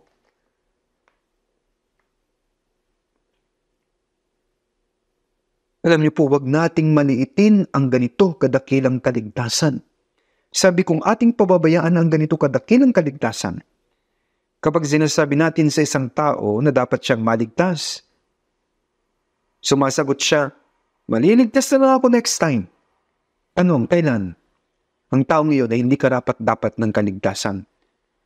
Hindi sila karapat-dapat kapag ganito sila. At sa Romans chapter 2 verse 5, sabi dito, ngunit ayon sa iyong katigasan at pusong hindi nagsisisi, ay nagtitipon ka para sa iyong sarili ng puot sa araw ng kauputan at pagpapayag ng matuwid na paghuhukom ng Diyos. Iyong kaligtasan. Ang mga ganoong tao ay matitigas at ayaw maniwala sa kaligtasan. At kapag sinasabi natin sa isang tao, dapat magkaroon ka ng pananampalataya, sumasagot siya, hindi ako sasampalataya. Kapag sinabi kong hindi ako sasampalataya, hindi ako sasampalataya. Opo, ang mga taong matitigas, silang pupunta sa impyerno. Kaya sabi nito, ngunit ayon sa iyong katigasan at pusong hindi nagsisisi, ay nagtitipon ka para sa iyong sarili ng puot sa araw ng kauputan at pagpapayag ng matuwid na paghuhukom ng Diyos. Ito yung parang referee. Dahil sa kasalanan na hindi kayo nagsisisi, walang ibang paraan para mapatawad ang kasalanan iyon. Pinadala niya sa ating main scripture ang kanyang hukbo upang wasakin ang mga mamamatay tao at sunugin ang buong bayan. Ngayon balikan natin sa Matthew 22. Balik po tayo sa Matthew 22, verse 8 hanggang 10. Mula verse 8, pagkatapos sinabi niya sa kanyang mga alipin, handa na ang kasalan, ngunit hindi karapat-dapat ang mga inanyayahan. Kaya pumunta kayo sa mga pangunahing lansangan at anyayahan ninyo sa handaan ng kasalan ng sinumang makita ninyo. Lumabas sa mga aliping iyon sa mga lansangan at tinipon nila ang bawat matagpuan nila, masama man o mabuti, kaya't napuno ng mga panauhin ng kasalan. Ang mga panauhin na unang inanyayaan ay hindi dumating. Hinaya nila ang mga alipin na pinadala at pinatay sila. At sinunog nila ang mga kabahayan. Ibig sabihin na hinatulan ng Diyos sa mga Israelita. Nangangahulugan ito ng parusa. At totoong nangyari po ito sa kasaysayan. Marami sa mga Hudyo ang hindi nagsisisi sa kanilang mga kasalanan. Kaya ang mga inanyayahan o naanyayahan ay hindi karapat-dapat. Ang mga iyon ay ang mga Israelita. Hindi sila karapat-dapat. Kaya dito sabi, pumunta kayo sa mga pangunahing lansangan at anyayahan ninyo sa handaan ng kasalan ng sinumang makita ninyo. Ngayon, ano po yung pangunahing lansangan dito? Iba't ibang uri ng tao ang dumadaan sa mga pangunahing lansangan. Talentado man, mayaman man o mahirap, mabuti man o masama, anyayahan ninyo sa handaan ng kasalan ng sinumang makita nyo, sabi po. Sinumang makita nyo. Ibig sabihin nito, ang ebanghelyo ay kakalat sa buong mundo. Sa lahat ng panig, yan ang ibig sabihin. Si Kristo ay sinugo para sa mga Israelita sa kalagitnaan ng daigdig, ngunit siya ay kanilang tinanggihan. Kaya mula roon hanggang lahat ng mga bansa. Sa verse 9, kaya pumunta kayo sa mga pangunahing lansangan at anyayahan ninyo sa handaan ng kasalan ng sinumang makita ninyo. Lumabas sa mga alipang iyon sa mga lansangan at tinipon nila ang bawat matagpuan nila, masama man o mabuti. Kinanyayahan nila at tinipon ang lahat ng kanilang natagpuan. Kaya ang salitang ito ay naipalaganap kahit na sa atin. Sa Santiago chapter 2, sa verse 5, sabi doon, hindi ba pinili ng Diyos ang mga dukha sa sanlibutan ito upang maging mayayaman sa pananampalataya at mga tagapagmana ng kaharian na kanyang ipinangako sa mga nagmamahal sa kanya? Ang mga dukha, yan pong sabi. Tingnan natin ang iba pang bagay sa Luke chapter 14.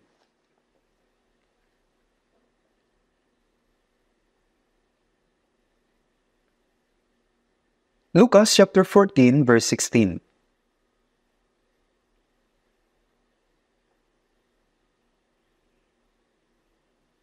Lucas chapter 14 mula verse 16.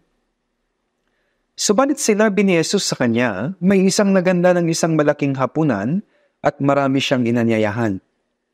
At sa oras ng hapunan ay sinubo niya ang kanyang alipin upang sabihin sa mga inanyayahan, halika kayo sapagkat ang lahat ay handa na.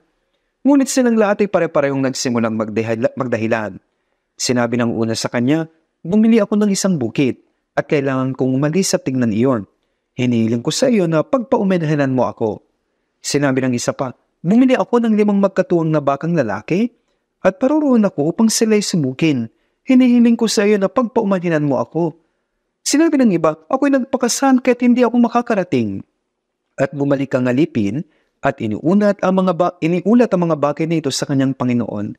Sa galit ng may-ari ng bahay ay sinabi sa kanyang alipin, pumunta ka agad sa mga lansangan at sa makikipot na daan ng bayan at dalhin mo rito ang mga dukha, ang mga pilay, ang mga bulag at ang mga lumpo.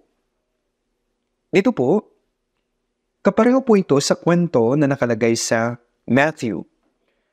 Ngunit meron pong kaunting pagkakaiba sapagkat tinanong sila ni Jesus mula sa iba't ibang lugar. Ngunit sila po ay pare-parehong nagdahilan. Lahat ng mga inanyayahan ay tumanggi. Sabi ng isa, bumili ako ng isang bukid at kailangan kong umalis at tignan iyon. Nabili na niya yung bukid. At alam naman natin na wala ng ibang kukuha ng bukid. Bumili ako ng 5 magkatuwang na bakang lalaki, sabi naman ng isa. Ang 5 magkatuwang na baka ay 10 pirasong baka, sabagat isang magkatuwang, ito po ay 2 baka. Kaya siya po ay mayaman. At pumuroon ako upang sila'y subukin, sabi. Bakit pa sa araw na iyon? Yung isa naman ako'y nagpakasal at hindi ako makakarating. Kaya marami po silang dahilan. Napakarami ng dahilan upang tanggihan ng biyaya ng Diyos.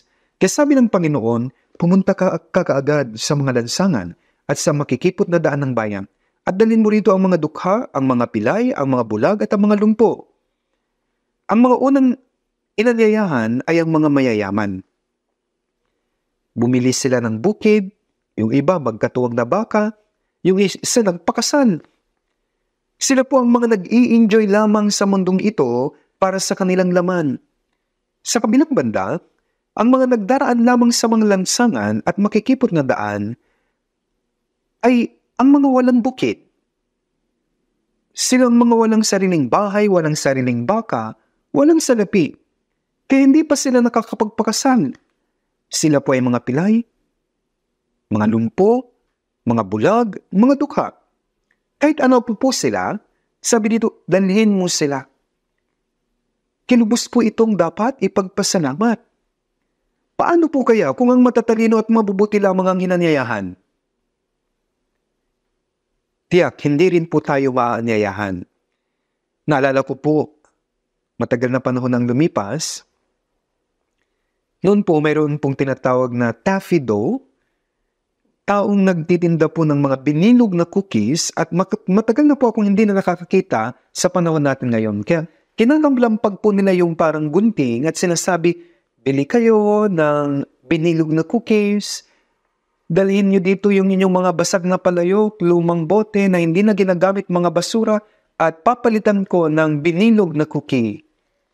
Ginoo, ano po ang gagawin nyo sa mga iyon? At sabi ng mga tao, ang palayok na ito ay basag na, ngunit malinis pa. Pakiusap, bigyan mo ako niyan at papalitan ko ng maraming taffy. Hindi po mahalaga kung ang palayok ay basag o durog. Kaya nagtitinda ng binilog na cookie, ay binabasag din naman ng palayok gamit ang kanyang paa at nilalagay niya ito sa kanyang kariton. Kaya tinanong, ano ang iyong ginagawa sa mga iyon? Naglalagay ako ng bubog at ng ceramic sa pugon ng magkahiwalay upang makagawa ako ng mga bagong bagay pagkatapos itong matunaw. Kaya ganun po ang ginagawa para makagawa ng panibagong bagay.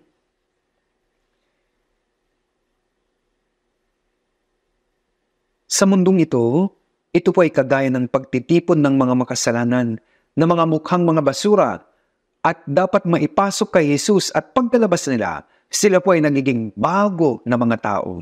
Sa sandaling pumasok sila sa pugon ng biyaya at pag-ibig ng Diyos, kaya sabi ng 2 Corinthians 5:17, kaya't kung ang sino man ay na kay Kristo, siya'y bagong nilalang. Ang mga lumang bagay na lumipas na, tignan nyo ang lahat ay naging bago.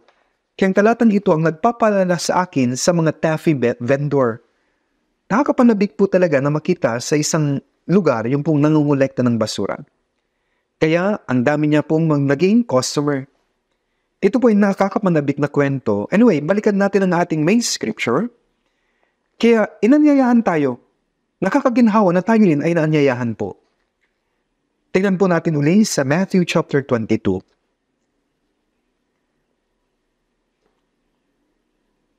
Ngunit bago ang Matthew 22, sa awit 50 verse 1, sabi doon, ang makapangyarihan ng Diyos na Panginoon ay nagsalita at tinatawag ang lupa mula sa pagsikat ng araw hanggang sa paglubog niyon. Ang makapangyarihan ng Diyos na Panginoon ay nagsalita at tinatawag ang lupa mula sa pagsikat ng araw hanggang sa paglubog niyon. Para sa lahat ng mga tao sa mundo, tinatawag niya sila. Isaiah 45:22, kayo bumaling sa akin at kayo maliligtas lahat ng dulo ng lupa. Sabi niya, lahat ng dulo ng lupa. Tinawag niya ang buong mundo. Kaya ang pagpapalaganap ng Ebanghelyo ay ang pagtawag sa buong mundo. Manumbalik kayo sa akin, manumbalik kayo sa akin. Ikaw na inabando ng anak, manumbalik ka. Ikaw na alibughang anak, manumbalik ka na. Sa mahabang kasaysayan ng 2,000 years, ang Diyos ay patuloy na naghihintay at tumatawag habang ang Ebanghelyo ay naipapalaganap. Kaya ngayon, pumunta kayo sa mga pangunahing daan, maghanap kayo ng marami, kahit sila ay masama o mabuti, mga bulag, mga dukha, mga pilay o lumpo. Tawagin niyo silang lahat. Sino man sila. Ngunit, ito po ang problema.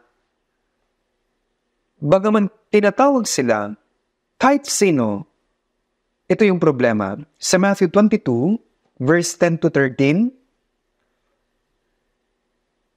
mula verse 10, lumabas sa mga aliping iyon sa mga lansangan at tinipon nila ang bawat matagpuan nila, Masama man umabuti kahit napuno ng mga panauhin ng kasalan. Ngunit nang pumasok ang hari upang tignan ang mga panauhin, may nakita siya rong isang tao na hindi nakadamit pang kasal. Sinabi niya sa kanya, "Kaibigan, paano ka nakapasok dito na hindi nakadamit pang kasal?" Ngunit hindi siya nakapagsalita. Kaya't sinabi ng hari sa mga lingkod, "Gapusin ninyo ang mga paa at mga kamay niya at itapon niyo siya sa kadiliman sa labas. Doon ay ang pagtangis at ang paggangalit ng mga ngipin." Ngayon po, ang lugar ay puno na ng mga panauhin. Ang hari ay nakontento na. Ang mga naunang naanyayahan ay hindi dumating. Wala sa kanilang dumating. Sa halip, ayaw nilang makaisa at pinatay pa ang mga pinadalang alipin. Ngunit ngayon, ang mga alipin ay nagdala ng maraming tao na kanilang natagpuan sa mga pangunahing daan. Kaya puno na. Nang dumating ang hari upang makita ang mga panauhin, marahil ay ganito ang kanyang sasabihin. "Masaya akong makita na sa wakas ay maraming tao na ang dumating. Dapat ay ginawa ko na ito noong una pa lamang." Ngunit, may nakita siyang isang tao na hindi nakadamit pang kasal. Ano po yung damit pang kasal? Sa tuwing mayroon pong kasalan na inihanda ang hari, ang mga panauhin ay dapat na nakasuot ng damit pang kasal. Ang damit pang kasal ay inihahanda sa pintuan pa lamang. Ang lahat ng mga naanyayahan ay mga dukha. Sila ang mga lumpo, mga bulag. Ngunit ang masuotan ay kadalasan nagkahayag ng iyong katayuan sa buhay. Kapag pinagmasdan natin kung paano manamit ang isang tao, marahil ay isipin natin, marahil ang taong iyon ay namumuhay ng komportable. O kaya, sabi natin, siya ay dukha. Ayon po sa kanilang kasuotan, tama po ba? Ngunit isipin natin, paano kung ang mga tao na nakasuot ng maayos na damit ay kumakain? Pagkatapos ang isang tao na nakasumuot ng mabahong damit ay pwede bang makihadubilo, makisalo sa kanila? Sasabihin ba nila, "Halika, samahan mo kami"? Sasagot sila, hindi pwede. Mas magiging mabuti para sa kanya ang kumain ng mag-isa kapag bumubunda tayo sa mga pampublikong paliguan. Walang sino man ang may suot na damit, tama po ba? Hindi nila kilala ang sino mang tao. Hindi nila kasi alam ang pagkakakilala ng bawat isa o kung lahat sila ay nakaubad, ibig sabihin pantay-pantay sila. Kapag nakasuot tayo ng damit, doon parang may pagkakaiba. Ngunit para po sa handaan na ito, hinanda ng hari ang lahat ng damit pangkasal. Para kapag pumasok ang mga panauhin, dadamitan niya sila ng damit pangkasal na parang uniform. Kung sila man ay mga pulubi o hindi mga disenteng tao, tayong lahat ay pare-parehas lang dahil iisa lang ang kasuotan. Tama po ba? Kahit sino man ay makakakain sa handaan na may kumpiyansa. Iyon ay balaban na hinanda ng hari. Ang mga taong inimbitahan sa daan, sila ba ay makakauwi pa sa kanilang bahay at maghahanda pa ng damit pangkasal? Kung wala silang anumang formal na damit o anuman, paano sila makakapaghanda ng balabal o anuman? Lahat ng mga ito ay inihanda na sa handaan. Ang kailangan lamang nilang gawin ay isuot yung hinandang damit ng hari. Ano po ba ang balabal na iyon o damit? Ano ang damit pangkasal na ito? Sa Genesis chapter 3, sinuway nila Adan at Eva ang salita ng Diyos at kinain ang ipinagbabawal na bunga ng punong kahoy ng pagkaalam ng mabuti at masama at nalaman nilang sila'y mga hubad. Gumawa sila ng mga panakip mula sa mga dahon ng puno ng igos at sinuot yon. Pwede bang maging damit ang dahon ng puno? Sinuot nila iyon na parang isang miniskirt, ngunit sa kanilang pag-upo, pagtayo, paglalakad, natutuyo ang dahon at nalalaglag isa-isa. Kinagabihan, nung tinawag ng Diyos si Adan, "Adan, wala nang natira sa suot niya." Kasabi ni Adan, "Ako'y natakot sapagkat ako'y hubad at ako'y nagtago." Bakit niya sinabing siya'y hubad kahit na mayroon siyang suot? Dahil hindi pwedeng maging damit ang mga iyon. Sabi sa Isaiah 64 verse 6, "Kaming lahat ay naging gaya ng isang marumi, at ang lahat naming katwiran naging parang maruming kasuotan. Kaming lahat ay nalalantang gaya ng dahon." Maring may mga maganda tayong intensyon, ngunit marumi ang sariling katwiran. Maruming kasuotan. Ang kasuotan nito ay ang nababalutan ng kasalanan. Ang mabuti ay mabuti, ngunit pagkukunwari pa rin ito. Gaano man kabuti ang gawin ng isang makasalanan.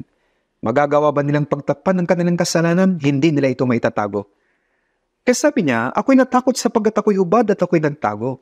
Kaya naawa ang Diyos sa kanila, kaya sabi ng Diyos sa Genesis 3:21, ginawa ng Panginoong Diyos si Adan at ang kanyang asawa ng mga kasuotang balat at sila'y dinamitan. Nung pinalaya sila ng Panginoon sa halamanan ng Eden, mas mabuti pa ito. Kaysa naman batukan sila ng Diyos at palayasing na nakaubad at sasabihang lumayas ka. Ngunit bakit sila dinamitan ng Diyos ng kasuotang balat pagkatapos pinalayas? Upang makagawa ng kasuotang balat, kailangan ng inosenteng hayop ay mamatay. Isang tao ang gumawa ng kasalanan, ngunit sa halip, isang hayop ang nagpadanak ng dugo na matay sa pamamagitan nito na ibigay ang kasuotan. Kaya sabi, ginawa ng Panginoong Diyos si Adan at ang kanyang asawa ng kasuotang balat at sila'y dinamitan. Ano pong ibig sabihin nito? Na ang Panginoong Hesus siya ang mamamatay at tatakip sa ating mga kasalanan. Tingnan natin Isaiah 61. Isaiah 61 verse 10. Isaiah chapter 61 verse 10. Basahin po natin ng sabay-sabay. Ako'y magagalak na mabuti sa Panginoon, ng aking buong pagkatao ay magagalak sa aking Diyos, sapagkat binihisan niya ako ng mga damit ng kaligtasan, kanyang tinakpan ako ng balabal ng katwiran, gaya ng lalaking ikakasal na ginagayakan ang sarili ng palamuting bulaklak, at gaya ng babaeng ikakasal na nagagayakan ng kanyang mga hiyas. Sabi dito, ako'y magagalak na mabuti sa Panginoon, ang aking buong pagkatao ay magagalak sa aking Diyos. Bakit? Bakit siya ay nagagalak sa kanyang buong pagkatao? Sapagkat binihisan niya ako ng damit ng kaligtasan. Kanyang tinakpan ako ng balabal ng katwiran, gaya ng lalaking ikakasal na ginagayakan ng sarili ng palamuting bulaklak. Kaya tinakpan ng Diyos ang lahat nating mga kasalanan sa pamamagitan ng balabal ng katwiran. Ito ang damit kaligtasan. Paano niya ginawa ang damit pangkaligtasan? Nung si Jesus ay namatay at dumanak ang kanyang dugo, tinakpan ng kanyang dugo ang lahat nating mga kasalanan. Kaya sa Roma chapter 4, mapapalad ang mga tinakpan ng kanilang kasalanan. Mapalad ang tao na hindi ibibilang laban sa kanya ng Panginoon ang kasalanan. Sinabi ng Diyos na hindi na niya titignan pa ang ating mga kasalanan dahil sa kabutihan ni Jesus. Siya'y namatay sa krus para sa ating mga kasalanan at muling nabuhay si Jesus para sa ating katwiran. Kaya sa Romans 4:25 na ibinigay sa kamatayan dahil sa ating mga pagsuhay. Namatay si Jesus para sa ating mga kasalanan, subalit muling binuhay upang tayo ariing ganap. Namatay si Jesus pagkatapos na padanakin ang kanyang dugo para sa kapatawaran ng ating mga kasalanan, muling nabuhay si Jesus at siya ang naging katwiran natin. Dahil sinunod ni Jesus ang lahat ng mga kautusan na hindi natin kayang sundin, si Jesus ay matuwid na tao, siya ay namatay para sa ating mga kasalanan at ibinigay sa atin ang kanyang pagiging matuwid. Kaya sa Romans 3:21 at 22, subalit ngayon ay pinahayag ang pagiging matuwid ng Diyos na hiwalay sa kautusan at pinatutuhanan ng kautusan at ng mga propeta. Ang pagiging matuwid ng Diyos sa pamamagitan ng pananampalataya kay Jesucristo sa lahat ng mga sumasampalataya sapagkat walang pagkakaiba. Kaya ginawa tayong matuwid ng Diyos sa pamamagitan ng pananampalataya kay Kristo Jesus. Sabi sapagkat walang pagkakaiba. Hindi na mahalaga kung ang tao ay mataas o mababa. Siya ay nagbigay ng pantay na katwiran sa lahat. Sapagkat walang pagkakaiba, sabi po, parehas din po kapag sila ay nakasuot ng formal na damit, di ba? Ang puting balabal ay ang balabal ng kaligtasan. Ang balabal ng katwiran na walang anumang kapalit. Kaya nga, sabi, sila ngayon ay tinuturing na ganap ng kanyang biyaya. Kaya dapat tayong sumampalataya na ang lahat nating mga kasalanan ay napatawad na at dapat din tayong sumampalataya na tayo inaring ganap na. Tinitignan niya tayo na para bang hindi tayo nagkasala at tayo ay mga matuwid na sinunod ang lahat ng kautusan para sa Diyos. Hindi ba't kamangha-mangha ang bagay na ito? Gaya ito ng formal na damit, yung damit pangkaligtasan. Ibinigay sa atin ng Diyos ang kapatawaran ng mga kasalanan at pag-aaring ganap sa iisang pagkakataon lang. Itinuring niya na matuwid ang pananampalataya na ito. Ang kapatawaran ng mga kasalanan at pag-aaring ganap ay magkaiba kundi sabay itong nangyari. Di ba't sumasampalataya tayo na si Jesus ay namatay at muling nabuhay? Naniniwala lang ba kayo na ang kamatayan ni Jesus at hindi sa muling pagkabuhay? Naniniwala tayo sa parehong yan. Ito ang damit ng kaligtasan at balabal ng katwiran. Isuot lamang ito ng tama at dalhin ng may kumpiyansa. Ngunit anong klaseng tao ito? May isa dito na hindi nakasuot ng damit pangkasal. Nakikita ng hari ang lahat ng tao. Siya ay nakasuot ng banabal at nagsasaya sa handaan.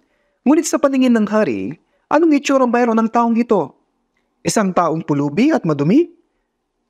Isa itong handaan na ang hari ang nag-imbita upang magkaroon ng kasiyahan kasama ng hari. Kasabi sa Apokalipsis 3:20, ako'y nakatayo sa may pintuan at tumutukto.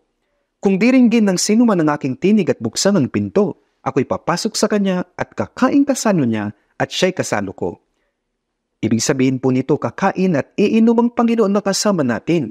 Sabi din po, ako ang tinapay na buhay, buhay na bumabang galing sa langit.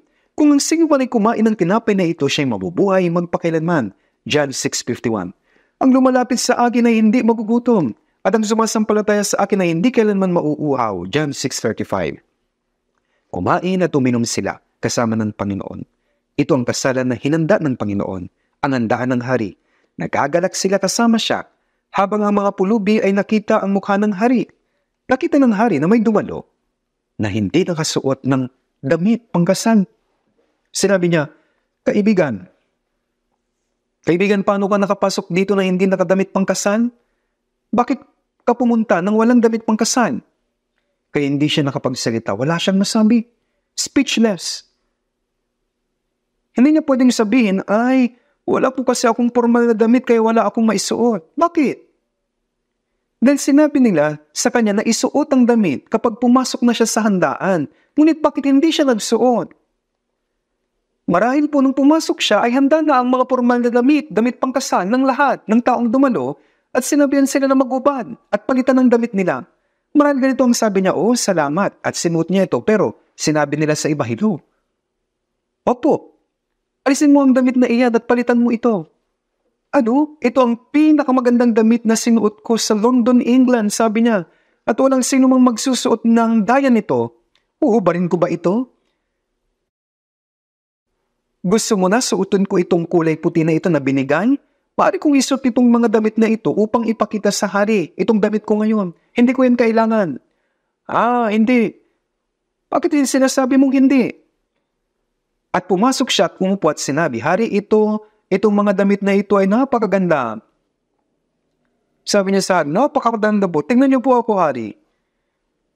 Kaya tinanong siya, paano ka nakapasok dito na hindi nakasuot ng damit pangkasal? Kaya siya po ay napahiya, hindi makapagsalita. Bakit? Dahil sinabihan na siya kanina na magsuot ng damit pangkasal. Mayroon pa ba siyang anumang masasabi? Ang pagpunta ng hindi nakasuot ng damit pangkasal na binigay ng hari, ito ay paglapastangan sa hari. Ito ay pagwawalang bahala sa utos ng hari. Ito ay pagsawalang bahala at hindi paggalang sa hari. Kanong sabi, dapusin ninyo ang mga paa at kamay niya at itapon ninyo siya sa kadiliman sa labas. Doon ay ang pagtangis at ang pangangalit ng mga ngipin. Ito po ang impyerno. Ang dahilan kung bakit ang taong ito ay hindi nagsuot ng damit pangkasal ay dahil gusto niya ng kanyang sariling damit. Damit ng kanyang katwiran, kanyang sariling katwiran.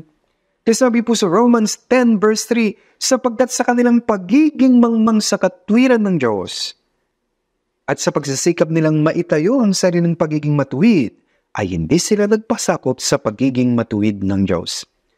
Iniisip nila na sila ay makakatayo sa harapan ng Diyos sa pamamagitan ng kanilang katwiran at mabubuting gawa. Pinalayas silang lahat ng Panginoon. Alam niyo po ba na sa Matthew 7:22, Panginoon, di ba nagpropesya kami sa iyong pangalan? Nagpalayas ng demonyo sa iyong pangalan? At sa iyong pangalan ay gumawa kami ng maraming gawang mga kapangyarihan? Anong sabi ng Panginoon? Hindi ko kayo kilala kailanman. Lumayo kayo sa akin, kayo mga gumagawa ng kasamaan. Silang mga humaharap sa Panginoon at nagkukunwaring matuwid ay palalayasin. May kanta sabi, when we see God, we boldly stand before Him through the righteousness of the Savior. Kapag tayo humarap sa Kanya, hindi tayo nagtitiwala sa ating sariling katwiran. Ngunit tayo ay matapang, naharap sa Kanya dahil sa katwiran ng Panginoon. Ito ay ang paniniwala sa Kanya. Kaya ang taong hindi nakasuot ng damit pangkasal ay ang taong hindi nakaunawa ng biyaya ng Diyos. Siya po ay hindi talaga ligtas. Hindi siya born again. Kahit na hindi ka ligtas, hindi ka naipanganak na muli, hindi ka nakasuot ng damit pangkasal, hindi ka natatakot sa Diyos, Pero minsan, nasa grupo ka ng mga Kristiyano. Sinabi sa kanya ng Diyos, bakit? Sabihin mo sa akin, mga kapatid, ako po ay natatakot na sa kalagitnaan po natin ay mayroong talagang mga miyembro na hindi pa rin nakasuot ng damit pangkasal. Mayroong hindi ligtas sa mga grupo ng mga ligtas. May mga tao na suot ang sarili pa rin nilang damit at hindi ang damit ng kaligtasan na binigay ng Diyos. Hindi ang damit ng katwiran.